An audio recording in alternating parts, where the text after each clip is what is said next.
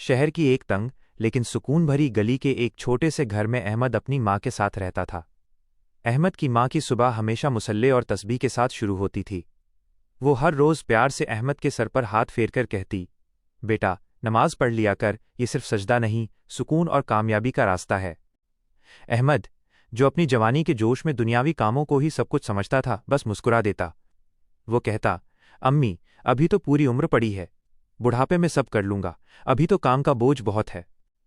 वक्त का पहिया दिन हफ्तों में और हफ्ते महीनों में बदलते गए।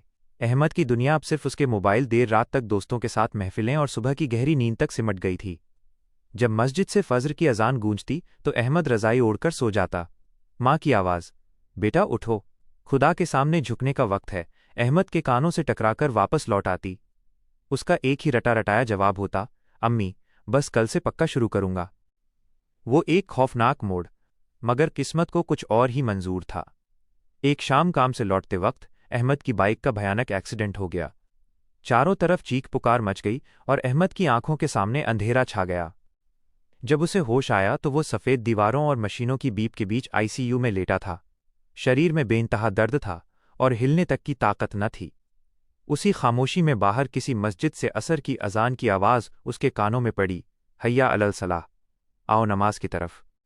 उस पल अहमद को महसूस हुआ कि जिस कल के भरोसे वो आज को टाल रहा था, वो कल शायद कभी आने ही वाला नहीं था। उसकी आंखों से बेसाख्ता आंसू बह निकले। उसे याद आया कि वो कितनी बार नमाज को ठुकरा चुका था। एक नई शुरुआत। पास ही बैठी माँ, जिसकी आंखें रो रो कर सूज गई थीं, ने जैसे ही अहमद की आंखों में आंसू देखे उसका हाथ थाम लिया। अहमद ने टूटती आवाज़ में कहा, अम्मी मुझे माफ़ कर देना, मैंने खुदा को बहुत इंतज़ार कराया।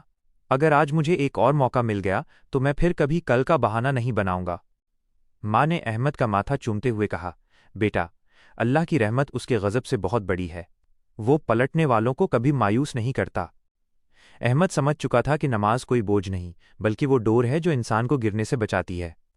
अस्पताल के उस बिस्तर से अहमद एक नया इंसान बनकर उठा था, एक ऐसा इंसान जिसके लिए अब कल नहीं बल्कि अभी ही सब कुछ था।